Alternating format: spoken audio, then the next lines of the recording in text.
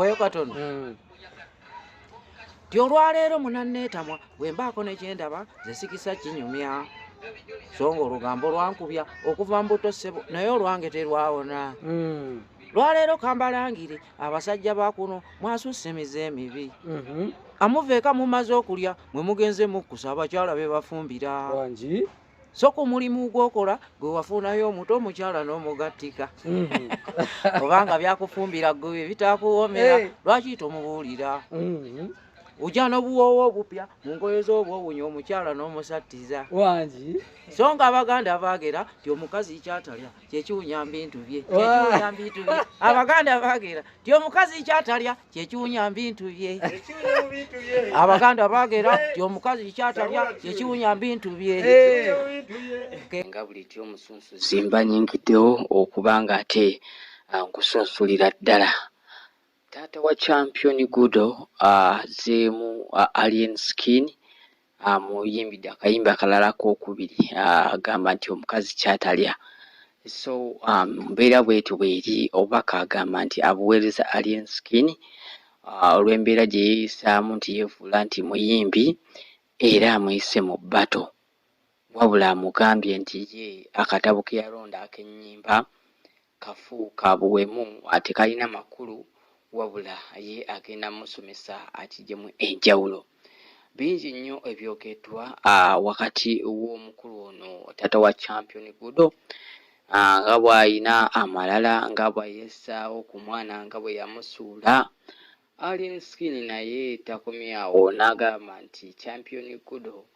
agenda kubeera naye yali amanyi taata wa Champion Gudo alimu akategeera kumbe waya tezigatta taata wa Champion Gudo naye ate oba oliawo n'ava mu mbeera abawagizi abamu sayidi emu bagamba nti Alien Skin ekyokola si kituufu ekyokubiri ate abalala ne bagamba nti Alien Skin tukukooneramu nnyo abalala ne bagamba nti taata Champ Gudo ate weeyongere ddala okubanga ate ensonga zino ozikwasaganya bulungi nnyo nti endongo ogitegeera bulungi bingi nnyo byogeddwa nembadde nsaba osoko owulire ate emboozi ya taata Champ Gudo oluyimba alwatuwadde olunaku olwaleero lusookedde wano ku News UG ate otegeere ekigenda maaso so mu mbeera y'emu atubadde tusaba ate mutegeere ku bano abantu abateekamu ssente ate n'ekirala oyongere okumanya nti bano abantu we batali naffe tusobola kubeerawo newankubadde namwe mugatta kinene nnyo so ne tusobola kubanga naffe ne bano nabo tubagattako of course osobola okubanga ate otambula n'omulembe okutambula ate osobola okubanga ate oludda oluli otambula ate n'okubanga oli mulamu bulungi wetwogera okutambula n'omulembe tutegeeza ba Sylvia Auto Parts aba atunda spare ow'emmotoka okuva e Japan be bantu bokka bokka y'omukyala yekayika atunda spare w'ekidduka ekipya ate nga kiriko oligino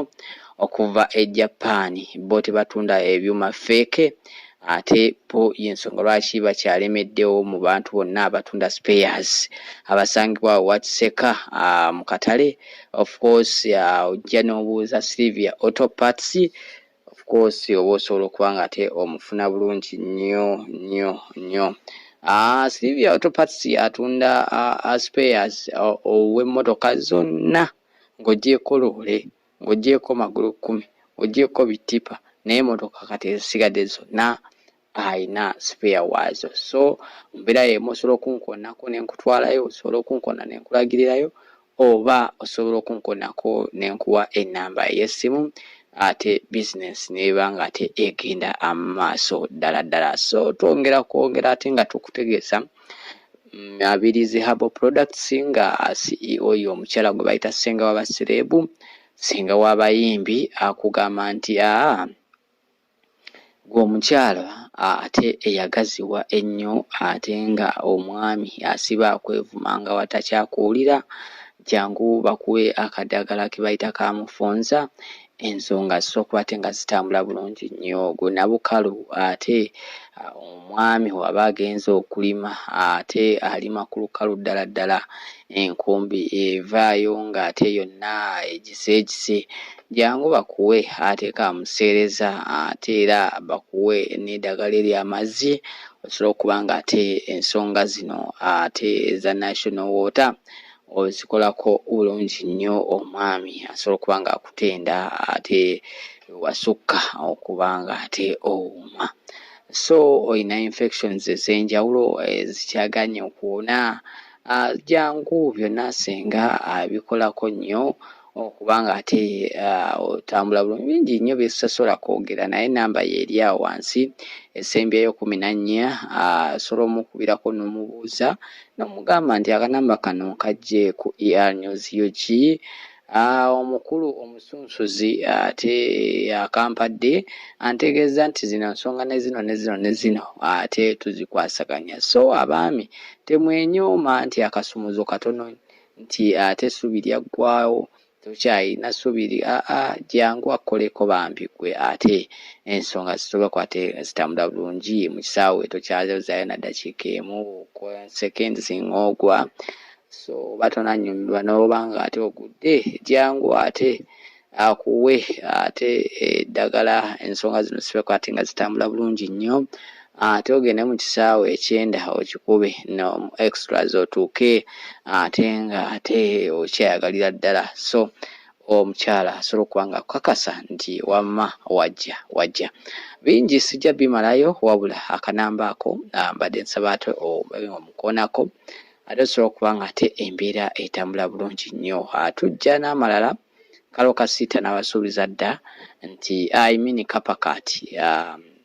alese bwino wa Gravity omutujju weyamusabira sumbuusa oba weyamusabira ekyajjulaina n'agaana. So yempalana eriwo kati wenajja kuwekumire ku ER News UG. Lindako akatabo ke yalonda mu byennyimba akenyimba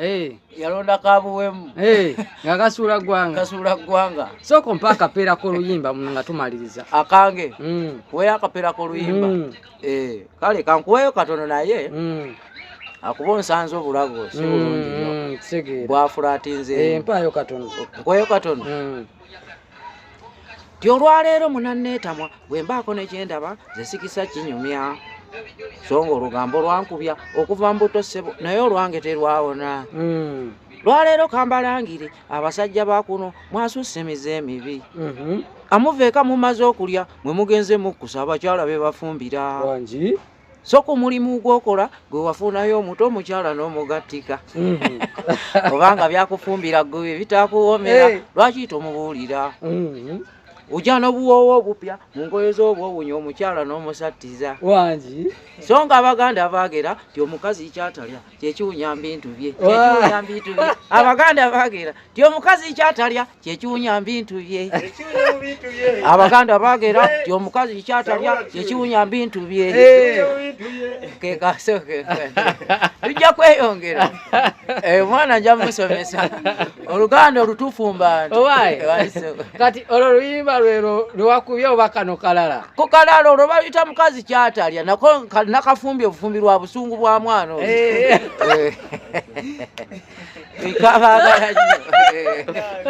nja musomesa nja musomesa wekirira wekiri munna wete tubadde nze ambassador wakabi of course ku radio Buddu kosinzira okubanga owulira bino byonna Taata Kyampa Gudo atabuse abali bagamba nti bino ebintu byakwejirisa nti music tamutegeera akati abalagiddeko bwereere.